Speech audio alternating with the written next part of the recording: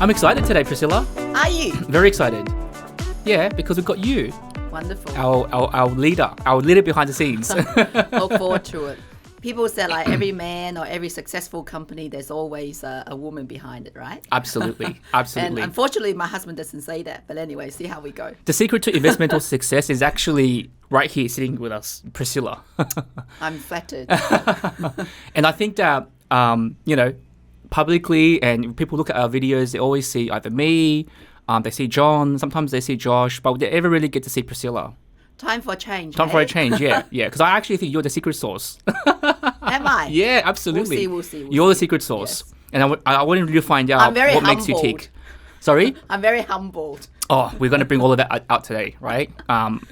Where you came from, all that stuff, right? But, man, what a day's been, hey, Priscilla? I know. Yeah, right? yeah. And we almost have the kind of like, it's been, every day for us is like challenges. Yeah. It's like dealing with stuff. And, sometimes you have really good days. Sometimes you have so-so days. I would probably describe today as being half-half. It's been really, really good. And sometimes it's been really, really so-so. Yeah. Would you agree? I guess it's a tough day, but Absolutely. It's also a learning and development day. Absolutely. And I guess through those tough decisions or tough, scenario, that's where you learn and evolve and develop. Exactly. So I actually, you get emotional during those sessions and you have very heated debate and discussions, but you kind of move on, you learn, you feel like I become more mature, I become wiser, and I think that's what matters at the end of the day. Absolutely.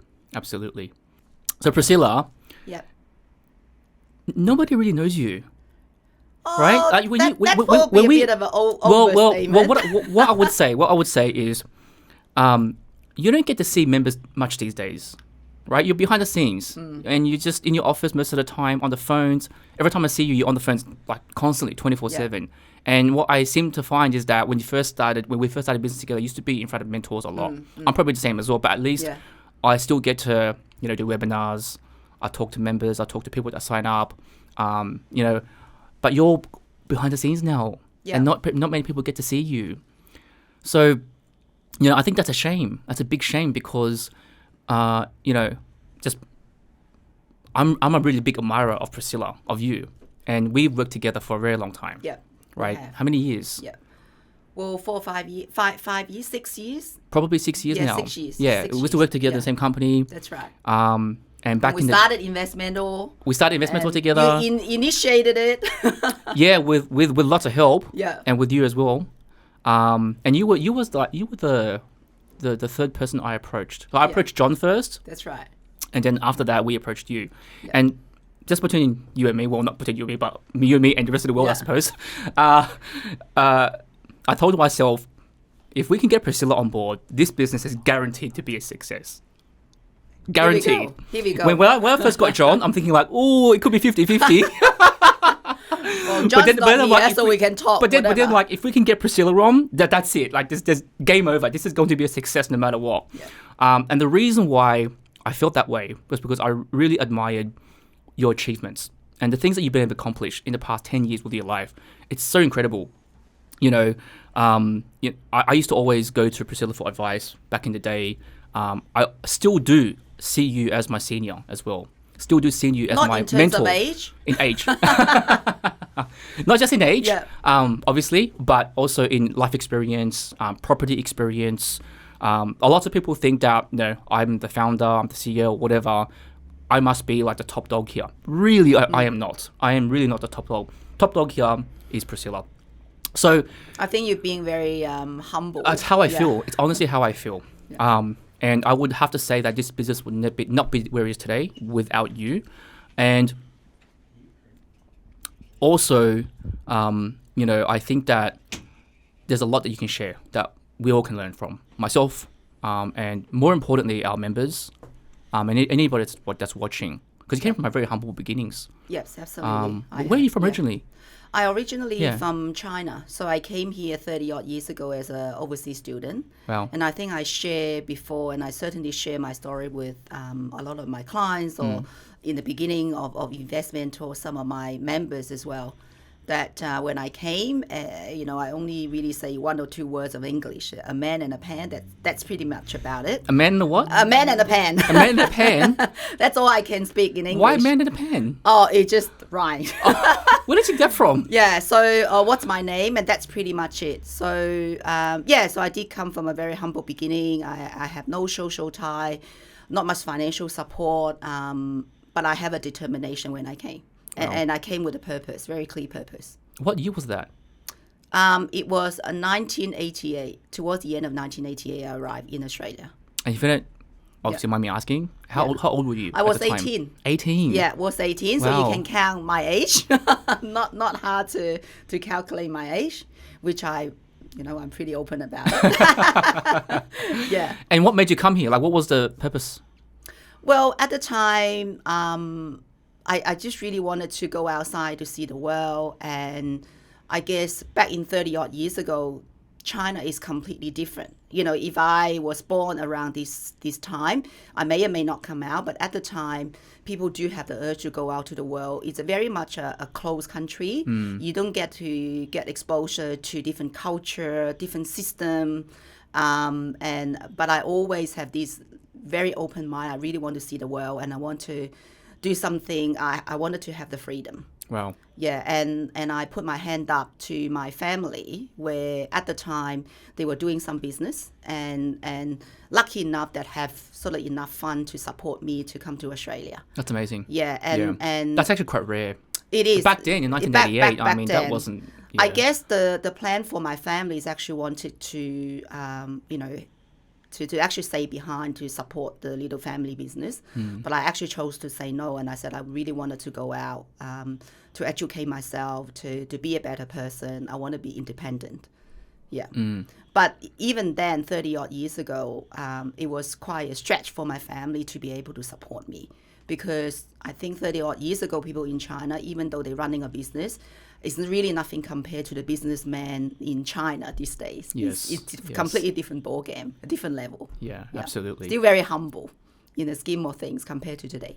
Yeah, and I can relate to that 100%. Right? I mean, like, I my guess back then, like, they wouldn't have earned that much money. No. I mean, No. It would have cost them a lot just to send you here. Correct. Right. So I guess they gave me, some very small sum to send me off, on the plane. Yeah. So when I arrived, I was picked up by someone I didn't really know, but I kind of got to know indirectly through a family friend.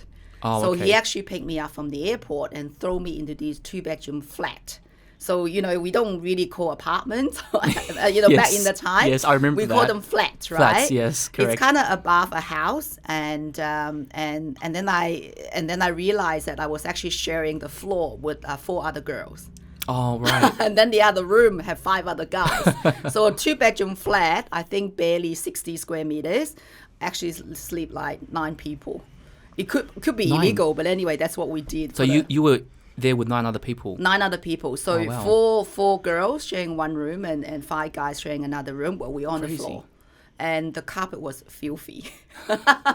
That's all I would remember. Yes. I remember you telling a story to us one day where you had to... That the mattress you slept on was like a secondhand mattress that you picked up from somebody's trash. Exactly. So I arrived on the 6th of November. And remember, That's a very sharp memory. Correct, 6th of November, because actually also my husband's birthday as well. Oh, so I kind of wonder always why. remember. Right. And it's also the day that we move into our new home. So 6th of November is a very significant day for my household. And because it's there is a rubbish day, each council before Christmas, there's a rubbish day. Well, we still have that today. Yeah, exactly. Yeah. So after I arrived and I slept on the floor for, a couple of weeks, and then the rubbish day came. And then a few of us actually went out and we actually go through treasures after treasures. So we picked up some really good goodies.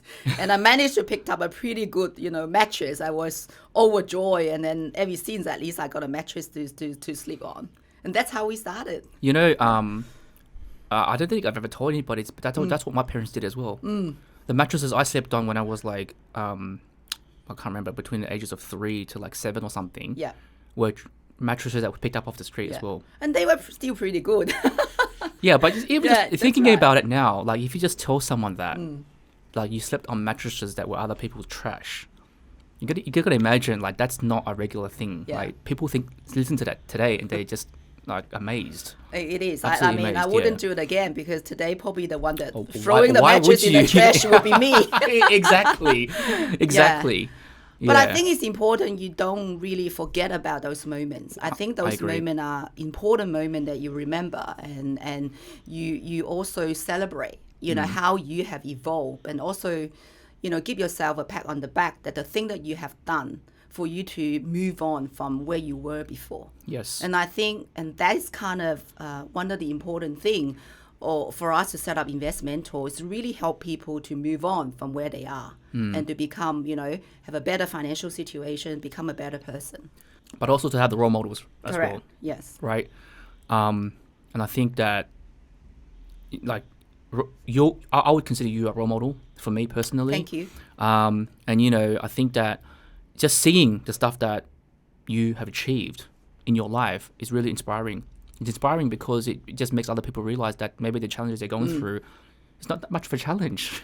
Yeah. If you're having to pick up mattresses off the street just to sleep and have a Yeah. bed, that's not much of a challenge. You got to put yourself into perspective, right? I'll give you another story of Yeah. mine that I probably haven't shared with you, Bruce, or other team members yet, but I'll share with you Exciting. today. That's what I'm here for. And so I guess so the minute that I landed in Australia, got picked up and stayed in this 2-bedroom flat. I guess the next day, the guy actually took us to visit Opera House, and that was amazing. The reason I wanted to come to Australia, or Sydney in particular, so badly, because I looked at the postcard and I saw Opera House and the Harbour Bridge. I said, damn, this is a place that I want to be, and this is a place that I want to go. So I already had that mindset, somehow I'm going to be in this damn place.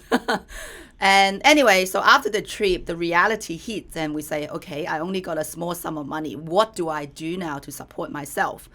And I started to obviously look at Chinese paper because I didn't speak English at the time, but it's very difficult. People ask me what work experience you have, and I said I have none. I literally just finished high school, and I offer myself to work for free. Even then, they didn't want me. They want someone to be able to have the experience and hit the ground running. But cut the long story short, I somehow found a job in a restaurant within a club. It was actually a St. George Sailing Club. So there's a restaurant. Yeah. So I found myself a job there as a kitchen hand. And I was a kitchen hand too. I've done kitchen hand as well. We've got a here lot we in go. common here. I know, like migrants somehow just start with kitchen hand, right? Yeah. Washing dishes. Yeah. Exactly. So one moment it was so embarrassing. Obviously, like I didn't really speak good English, and I couldn't tell what is a white sauce and a cream. Right? I couldn't tell the difference between the two because they all look white to me. So one night, they have a really busy night, and the chef literally just say, hey, Priscilla, can you go and get some cream for me in the crew room? I need to basically like that, do the garnish for the cake. And I rush and I try to figure out, oh, yeah, I found it. And then turned out to be that's actually white sauce, not cream. and then the chef actually squeezed the white sauce to the cake, and the whole cake need to throw in. He actually went off his head, and I hide in the kitchen and I cry. Really? Yeah, I actually cry. I feel like I'm so useless. I couldn't even figure out. But again, that made me tougher, and I just have to keep going. I can imagine. But I got paid. Well, that's good. That's what, At least you got paid. Matters. At least you got paid. Exactly. I got paid, and then they didn't kick me out. And I actually worked there for quite some time, actually. How long did you work as a kitchen hand? Yeah, I worked there for more than a year. Oh, okay. And then probably even a little bit more than that. But then I jumped into doing, waitressing and all kind of hospitality work in the meal bar, frying donuts, making milkshake. So how did you get from that to into accountant or finance? Because that's you had a accountancy finance career, like a high flying corporate career for such a long time. So I guess that is when I first started, and then I had to study English for about a year.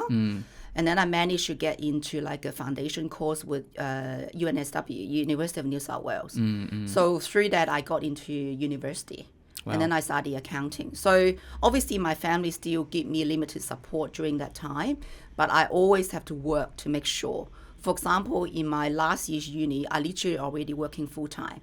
And then I squeeze all my lectures in the evening so I can work during the day, and then I attend evening lectures, just like part-timers, essentially. So I actually got my accounting degree, but then started to work for smaller business during my study at the time.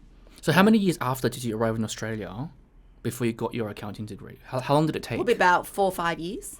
That's pretty quick. 4 or 5, yeah, that's really quick. That's so right. how did you even get an accounting degree without even speaking English? Like, Well, I guess the time that I arrived, Yeah. so I guess after 6 months staying in that 2-bedroom flat, and I started to work. Yeah. So that kind of gave me the option of, and I purposely do that as well, to actually move out to an environment where I'm actually co-sharing another flat, if you like, but with, people from different part of the world, and there's a local guy there as well. And that is where I kind of picked up most of my English. Because I was forced to speak in English, whereas when I first arrived in the first 6 months, I mingled with other, Chinese countrymen, if you like. So I was able to speak in Chinese, but with that new environment, I was forced to speak in English, but also studying English at the college as well. Right, so that's where I my English improved heaps during that time.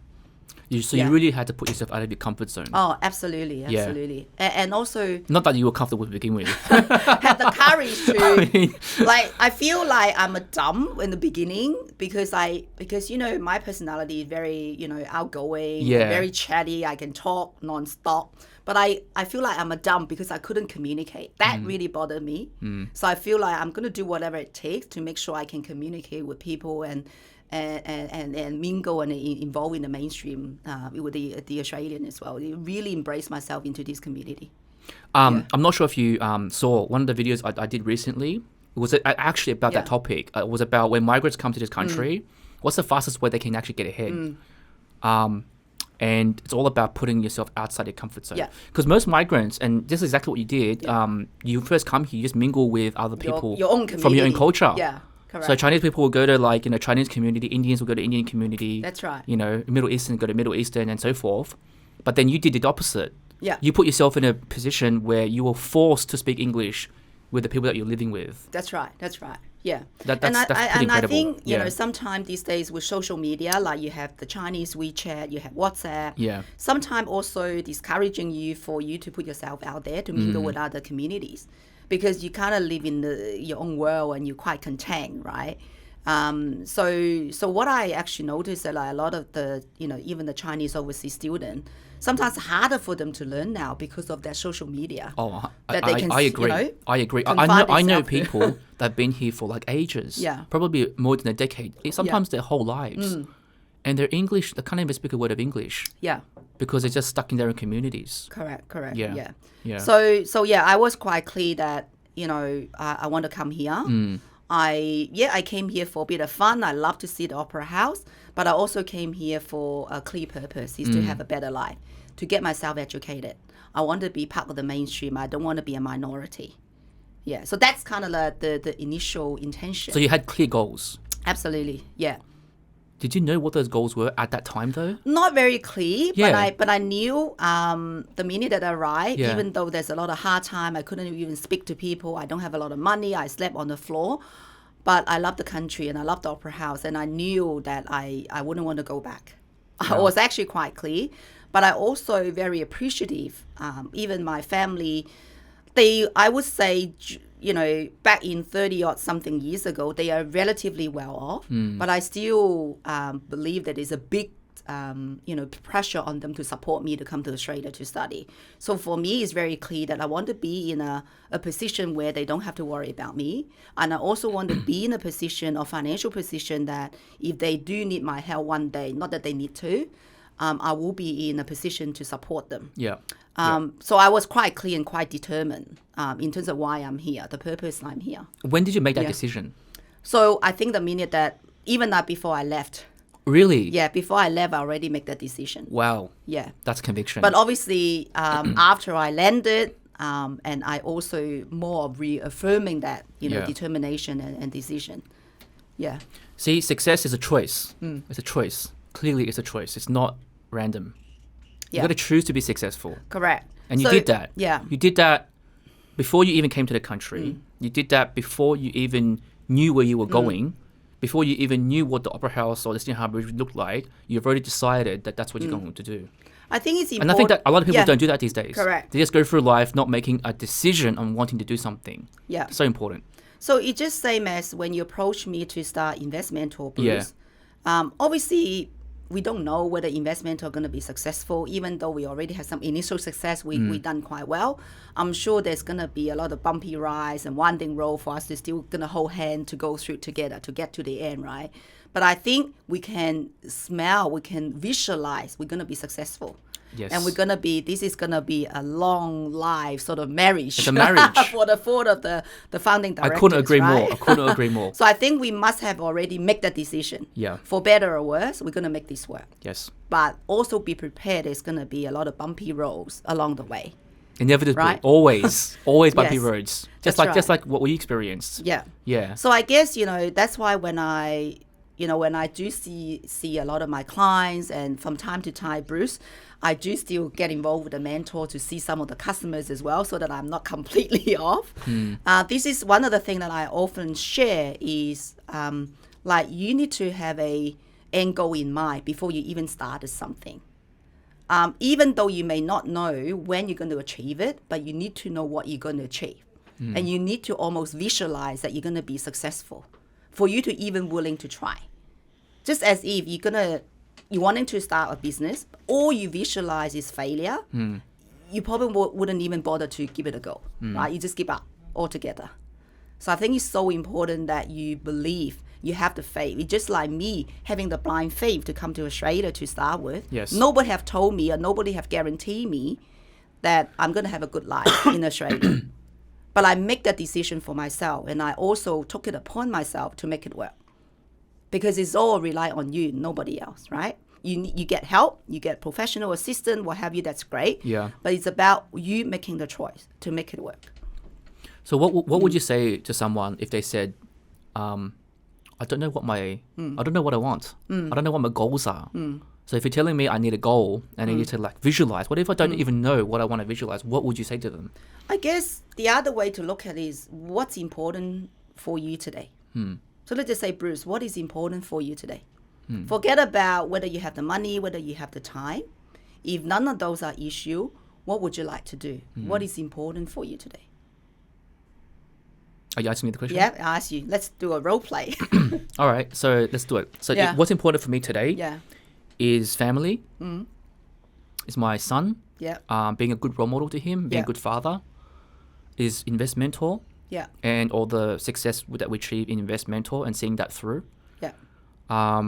And it is also growing as a person, Great. being better than who I was just last week or yesterday. Great. So these are the things that are important to me. so Yes. this is already your dream, your aspirations, right? Yes. Then next bit I'm going to ask you, great. So let's just say being a role model. What are your plans to being a role model? Yeah, this is where things start to break down. Yeah. But like, so this is how you could yes. kind of like guide and lead a person to think everybody have dreams and goals. Yeah. Come on, right? Yeah. Even though you could just say, oh, I just want to take it easy. That's a dream and a goal. But how can you take it easy? If when your finance is not sorted, can you really be relaxed? Probably not. So I think you can still have a conversation, but asking question to lead people realize that, wow, that's actually what I need. Yeah. That was good exercise. Yeah. Yeah. I even though I'm the one interviewing, I already felt that exercise on itself was like quite good. I can imagine, if you're doing it to someone that didn't know, that would have made a difference. Yeah. Even just a line of questioning on the tone. I guess most of our members or clients that we work with, I would say majority of them, they have really clear goals that they wanted to achieve, right? Yeah. It's just that they don't know how to get to them. Yes. And how to make it a reality. And that's the role that we wanted to play to guide them through it, step by step. Yeah. Yeah. Wow. Profound. Very, very, very profound. So you went to university, and then what was your first job at university? So how did you actually get into, working as a professional accountant? Or how did you start off anyway? I don't even know. Sure. So obviously I mentioned that I started to work in obviously like some hospitality and working in the kitchen hand. So there's early part. Yeah. And then once I started university, and I was pretty determined that I need to get into somehow accounting related work because that's what I'm studying. Yep. To making sure that when I graduated, my CV doesn't look like a blank piece of paper, right? I have some experiences already in it. So I was very proactive to trying to find some work in the office to somehow relate to accounting. So I was fortunate enough in my last year, I got a job with a small business, within a small business. I'm like an all-rounder. I'm the PA for the boss. I do payroll, I do debit and credit, I do everything. But I think that given me a lot of different exposure. It makes me look pretty good on CV. So you weren't actually doing a finance accounting thing. You were just basically like an all-rounder, an admin person in a small business. Admin person, but they still do some accounting. Right. Very basic stuff. Understand. Very basic stuff. Okay. But that on the CV looks great because by the time I graduated, I already have 1 year working for this company. Have different exposure to business operation, even payroll. It looks good on paper. Yes. That enabled me to then obviously I start applying closer to graduation. And I was very fortunate that I got a job as a trainee accountant with Coca-Cola Amatil at the time, I know you also work with. You know what made me realizing, Priscilla? We have so many things in common. I know, what right? I don't know why we haven't married. We've worked. We both slept on used mattresses. Yes. We've both worked as kitchen hands. Yeah. We both worked at Coca-Cola Amatil. Yeah. And you'll soon find out there's more than that. There's more than that. Just hang five. Yeah. Oh my goodness. Yeah. No wonder why we're business partners. That's right. I've never thought about this before. Yeah. Except we just marry different people. 100%. So talk about your early days in Coca-Cola Amatil. Yeah, so I was recruited. So something I wanted to show off as well. Yeah, right? yeah. And at the time, I remember I didn't actually know, but once I was told I got the job. Yeah. And when I started, the HR person actually told me, Priscilla, there was actually, at the time, not many big company using recruitment agency. Yeah. They actually go outside. They normally advertise on Sydney Morning Herald. So that's how I found this job. So she said that there's actually 450 applicants to apply for one role as a trainee 450? accountant. Yeah, 450. Oh my, and you made it. I made it. And then That's at the gotta say end, something. I think the HR prefer another guy, and the manager, the direct manager that I report to, prefer me. Wow. So the two actually have us back to back having an interview with the two of them together. I don't know what I said. Maybe I look more beautiful. I got the job at the end. So I actually got the job. So I was kind of quite blown away. But I feel like my experience and also my where I came from and how I supported myself maybe have impressed them.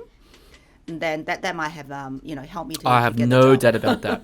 No doubt about that. I mean, anybody looking at your history, forget about your professional history. Just looking at you wow, this lady came here 18 years old, slept on used mattresses and worked her way as a kitchen hand, and now she's applying for a job in Coca-Cola. That's impressive. Yeah. I guess even at the time, so that was back in, where did I get that job? In 1995, I started with Coca-Cola. So you started in Coca-Cola in 1995? 1995. So you were there for a long time. Yeah, it was a long time. And wow. I didn't speak realize it was that broken long. English at the time. Yeah. So I thought I can't be my communication skill. There got to be something else. But anyway, so that was very fortunate. So obviously I started from the beginning, very junior role, and climbed the corporate ladder. And to cut the long story short, I actually left Coca-Cola Amatil after 3.5 years to work for another organization. Did you? Yeah, I actually worked for OPSM. So at the time, I didn't know about that. Yeah, I actually left Coca-Cola Okay. to work for OPSM. Right. So picked up a company car and got a little bit more money. And the reason I left is because that role requires someone to be able to speak Cantonese, which I speak. And to actually look at, so OPSM at the time acquired some business in Hong Kong and Singapore. So they need someone to travel back and forth within the Asian countries. Yeah. So which kind of suited me, so I'd be able to go to work and also see my family. So that worked out quite well. What year was that? It was 1997. Oh, still long. But then, a long time ago. Still, I was thinking we're getting closer and closer to No. current. And Sorry, that's you're still like talking 30 to years an ago. old. You're talking to an old woman, man. Sometimes I forget how old you are And because you look so young. Oh, thank you. So I put my best, address. Anyway, but after 14 months, I actually came back because, not to badmouth PSM, optical retailing is really boring. So you can't really compare to Coca-Cola. Just the word optical retailing. Like, come on, optical retailing. Yeah, so I actually came Sounds back, boring. and they were kind enough to actually take me back without any question. So I can't see why they would have done that, Priscilla. Yeah. I mean, you didn't have that much of a impressive history, did you? No. It was all quite. That was a joke. It was a joke. It was a joke. Okay, so quite amicable sort of a handshake. But anyway, I came back, and then I stayed with Coca-Cola Amatil for another 10 years. So I was there for 14 years. So from that point, it was 14 years. 14 years. Yeah, that's a long time. That's a long stint. That's right. Yeah. So I done what I needed to do. I do my basic stuff, and I also led a team of 15 people, and also, I guess the last role before I left Coca-Cola Amatil was a senior commercial manager for strategic planning. Wow. So literally looking at the Australian operation and collaborate with all the business units to look at their long-term plan and financial plan. It's an extremely interesting role, but highly pressure role as well. But I enjoy it. So I really got to thank you to Coca-Cola Amatil because it's really given me a lot of good coaching, training, and learn because the brand's so strong, they attract a lot of highly talented people, high caliber people like yourself that I learned so much as a person. So I can't really thank them enough. So when I decided to switch from corporate world, accounting background to a real estate, I felt that a lot of soft skills are very much transferable, like how you influence for an outcome, how you collaborate, how you couldn't agree more with that, interpersonal skill. Yeah. Totally. What year did you leave CCA, Coca-Cola Amatil? So again, there's a story behind it. So I actually I decided to join the property industry. The reason I started to join the property industry is because when I started to work for Coca-Cola, obviously, income started to get stable, and I've been climbing the corporate ladder, and my income also started to steadily increase. And my husband and I got married in 1998, February as well. So we're very aligned in terms of, we are not aligned on a lot of things, but we are very aligned in terms of we understand that we have an urgency as a migrant to just make sure that we set our financial future. We make sure that we have financial security. We want to make sure we can provide our children a good, financial foundation as well for our family to enjoy. So early on, we already feel like, property probably the way for us to do that. Even though my corporate career has been doing well, and half of them gone into tax anyway. There's not much, for us to enjoy. So maybe my accounting background. You're talking about your income, right? Yeah, my income. Half your income is going into tax. Yeah, going into tax anyway. Yeah. So we understand that we got to find another vehicle while we work hard with our hands, our physical self. Geez, you must be earning a big income for half of it going to tax. It's all right. And you just kind of revealed there. Yeah. So, but it's important for us to find another financial vehicle to do that. So that's why my husband and I have been a very active and keen property investor for quite some time. We started investing we bought our home in 1994, and we started to invest back in 1997. Wow, such a great time. It's showing my age again. I don't think you've sold anything, or very little. Very little. You would have kept everything, right? Most of them, probably 2 or 3. Wow. For legitimate reasons at the time, but I still regret anyway. Yeah. Yeah. So So what was the question again? What year did you leave Coca-Cola Amatil? Yeah. So because of that background, I always wanted to work in the property industry, because we're so passionate about, purchasing, and we also started to see result. And when I was working in corporate, when I talked to a lot of high flyers, when they're making double my income, but when I actually talked to those people, I felt that most of them have a very good lifestyle because income's still coming in, no problem renting somewhere for $1,500 a week and what have you, living the life, the best life in the world. But then I also realized that they have no financial backing, no asset. right? Then I realized that what You're would talking be about your colleagues? Your colleagues, yeah. you know, my colleagues. So I felt like wouldn't it be good if I could really help these people, right, in a professional way. Yes. Even though from time to time I share with some of the colleagues that are a little bit more close to me Yep. to say, well, you got to do something, mate. You know, this is not going to be, you know, you're not going to making 300, 400 income for the rest of your life, right? But also in a very casual way. But then because of that, I make a decision to join the property industry because I wanted to doing this professionally, to be able to guide and inspire other people to at least do something for themselves. Wow. Yeah, and that's why. So back to your question when I left. I was going to get to that because you haven't answered my question. But I need to give you set all the scenes for you as well, right? Yeah. And I actually resigned in July. Actually, I went to my boss to resign in June 2010. June 2010, right? okay. June 2010. I'm going to stop you right there. Yeah. Because I'm going to get to the property stuff. Yeah. Okay. The reason why I asked you the question, there was a point to the question, was that I worked in the Coca-Cola Amateur between, I have to think about this now. What year did I work in Coca-Cola Amateur? Because I was there for quite a long time. Yeah. I think it was. I started in 2010. Yeah. Yeah. No, I'm sure there's a period we overlap. I'm sure, but it was a very short period. Yeah, but you were too junior for me. Well, that's the point I was trying to make here. This is the point I'm trying to make. Yeah. Okay. So when I worked in the Coca-Cola Amateur, I was a junior. I was like Priscilla. Her salary was probably like 5 times more than what I was getting paid, because at the time we were at completely different career levels, right? Now you were already at the peak of your career, at the peak of your earning capacity. Yeah. I came in and I was just like, you know, maybe a couple. Graphic designer. Yeah, I was just a graphic designer. A couple of years into my career, and I wasn't even getting paid much for it. So this is what I want everyone to understand here. And I'm sorry, it's like I'm going to go off on a tangent here, right? No Because there's a point I want to it. try to make, because I think this is a really important point to bring up. Results can change quickly if you choose a different pathway. If you keep on grinding the same thing every day in, day out, nothing's going to change. If I kept on grinding my career at the time, the gap between Priscilla and I would have always remained, and it probably would have become huge, bigger and bigger and bigger. But because I chose a different pathway, now we're business partners. Yeah. Right? Yeah. We're business partners now. So that's the difference, like 10 years can make, because it's 2022. I at the time when we were working, that was only 12 years ago. Yeah. So within 12 years, I was able to get myself into a position. Sorry, I know it's not about me, but it's about you. But I think it's important to raise. I was able to get myself into a position where the gap between you and I was just unobtainable at the time. Yeah. There was no way for me to go from where I was to where you were, like If back you then. just continue if I on, continued on. Yeah. But because I changed pathways, now, you know, We're rubbing shoulders we're rubbing day. shoulders. We're rubbing shoulders every day, right? And he's even the CEO, man. And yeah, and I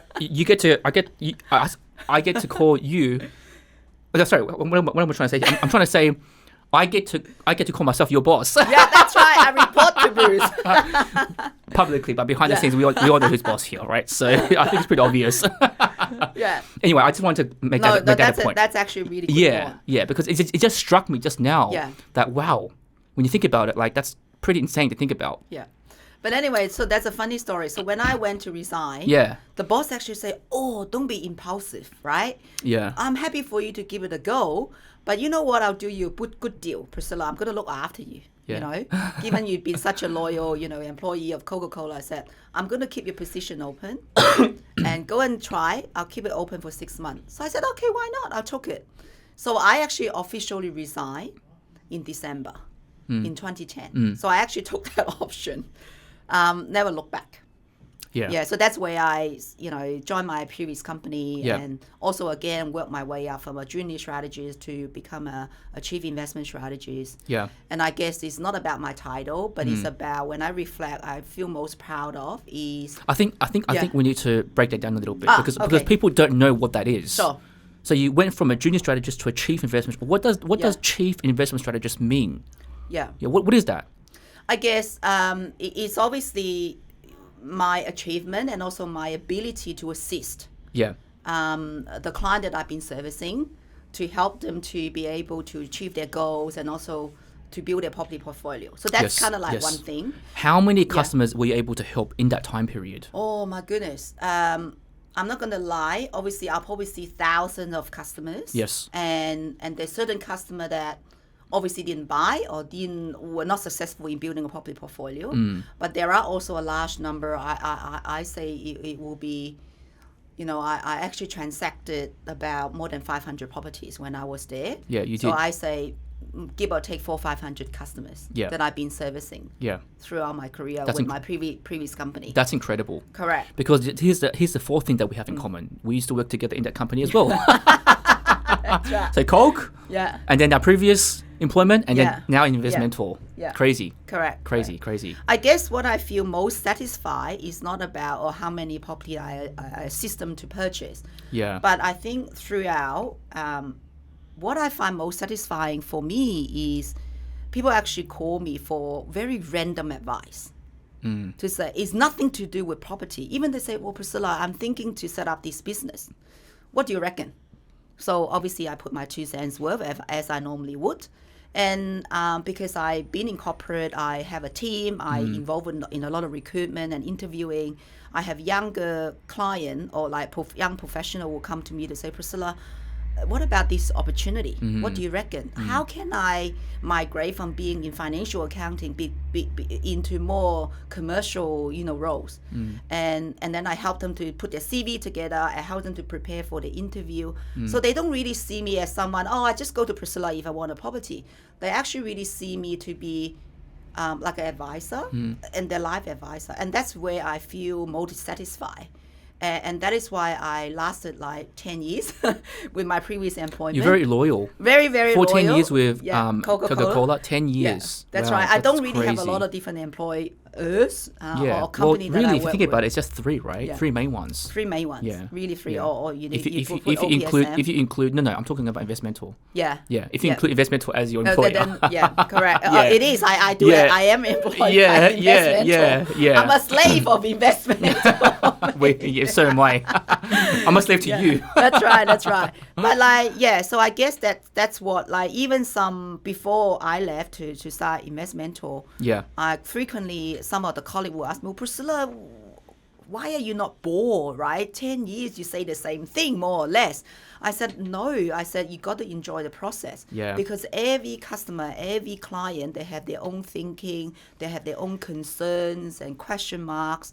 And if you really engage in a real conversation, you don't think about the property transaction. Yes. You really enjoy the process. Yeah. And the property transaction will come anyway.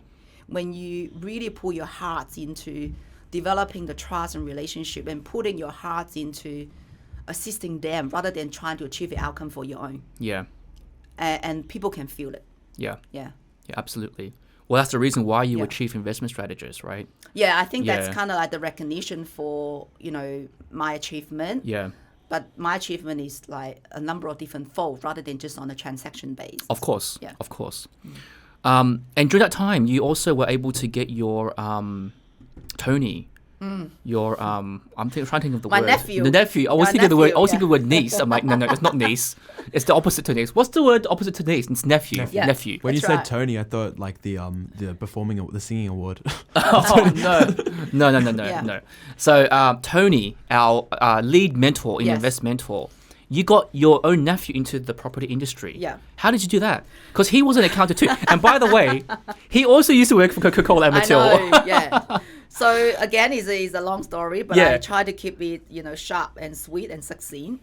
So I guess Tony and my sister migrated to Australia in 1999. Yeah. And so obviously initially as new migrants, so the 2 families actually share one family home. So in a tiny 3-bedroom, a villa, and that's how we started as well.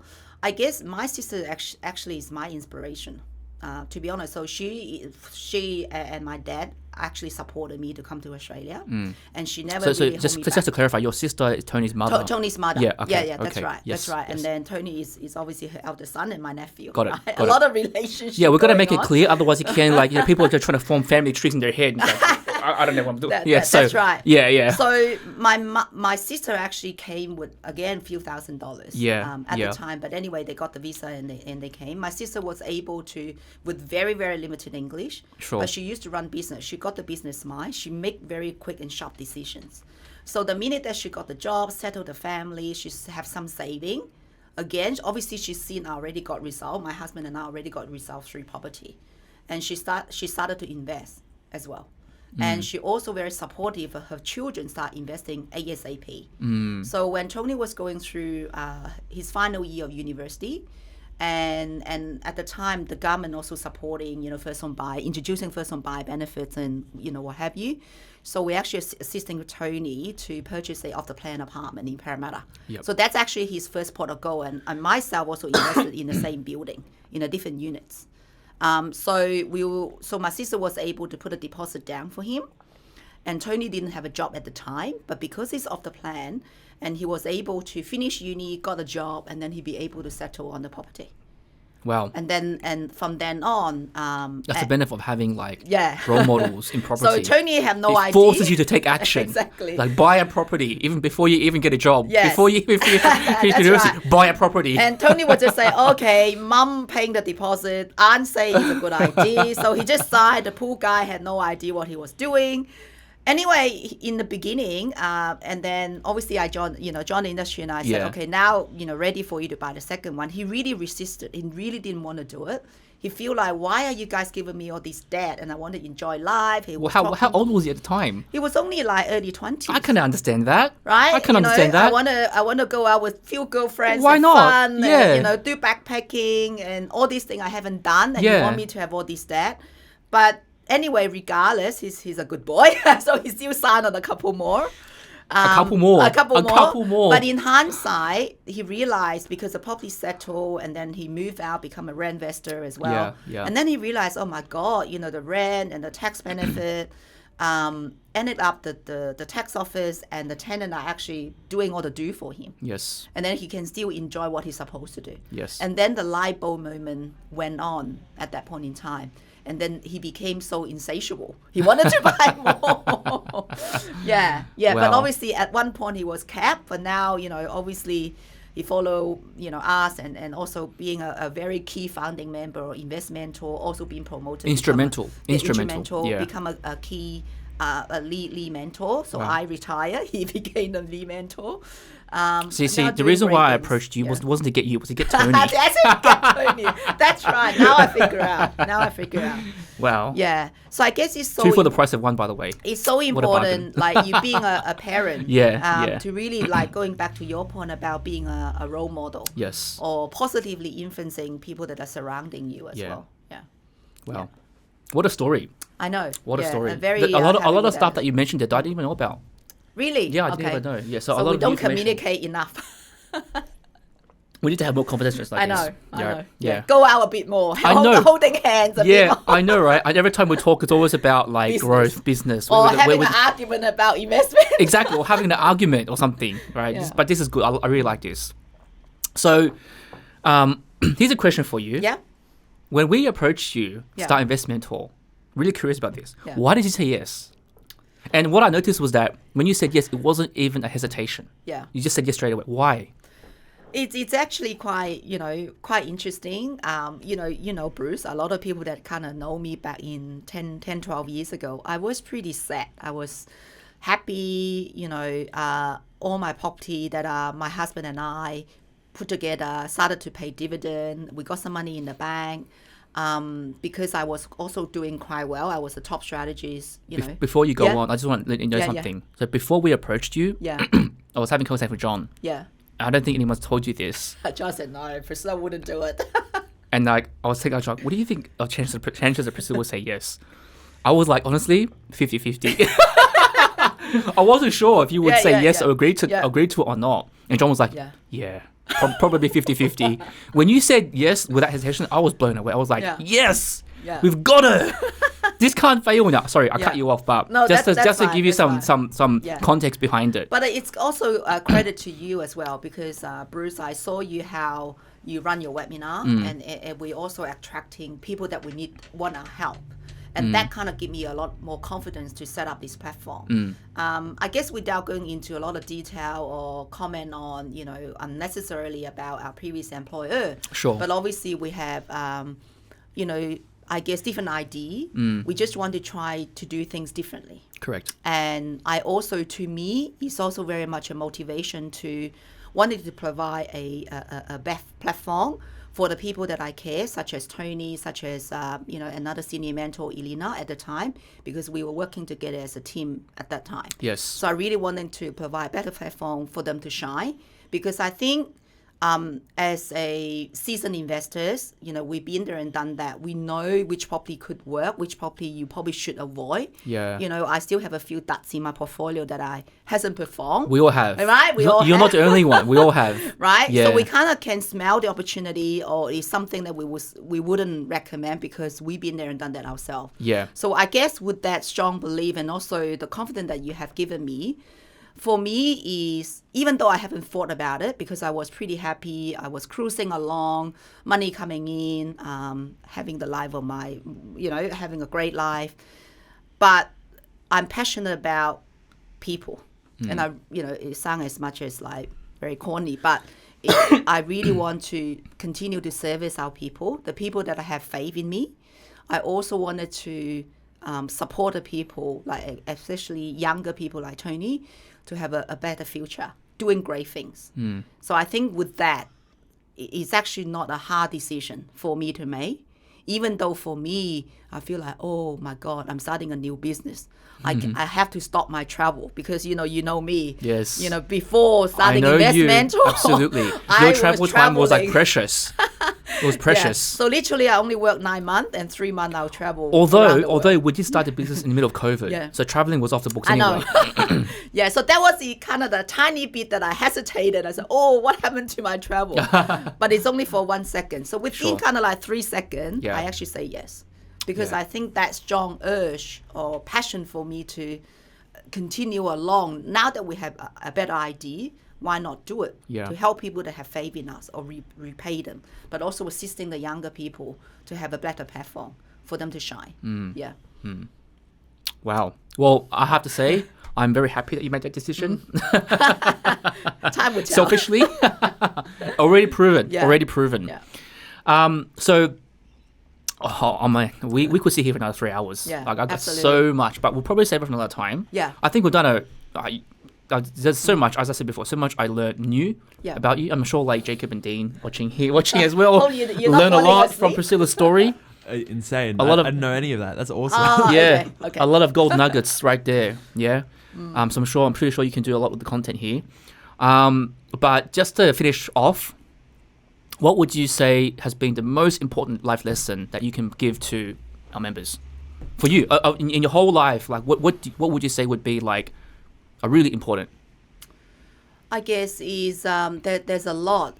You put me on the spot here. I know, I kinda have. Yeah. I'm sorry about that. Maybe just maybe I will say one thing is learning to trust and the willingness to take risk and action. I will probably narrow down. I think obviously like today we live in a world. There's a lot of scam. There's a lot of skepticism. And I can understand why people are skeptical because there's so many things, right? Even the social media. Every day I'm receiving a lot of texts asking me to click on this link and click on this link. Yeah. I can completely understand.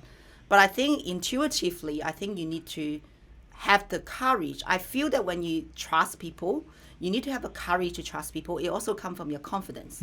So my dealing with people that are highly successful or people that are kind of like a drifter, if I may say that, is that highly successful people, because they have so much confidence in their own judgment, they actually tend to trust people.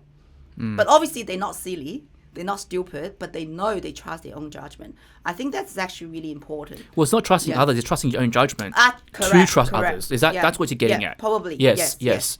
So because you got to give people the opportunity to to be trusted. Yes. Right. And even me, when I'm dealing with people, when people trust me, you know what, Bruce? I will do whatever it takes to look after these people because they trust me. It's a responsibility. And it's worth $1 billion for me if someone trusted me. Absolutely. And when people doubt me all the time, I feel like, what is the point? I'm doing my best, but you never trusted me. You kind of put them in the bottom of the barrel, right? You can't help it but do that. Exactly. It's just human nature. You don't mean to do it, but you do it because why would you care? Why would you bother, right? If someone doesn't trust you when you work so hard. Exactly. Yeah. So I have actually dealing with highly successful lawyers. So when it comes to contract time, they just say, Priscilla, recommend me to a lawyer. They could have done it themselves. Yeah. But they value their time. Yes. But I also have people that are, maybe they struggle to even read English, and they insist that they have to read the whole contract themselves first. So it's just a different mentality and mindset. So I guess the other thing is that you need to also take action based on limited information. Because if you wait until you have all the information in the world, you probably already miss that information, right? Because we live in an imperfect world.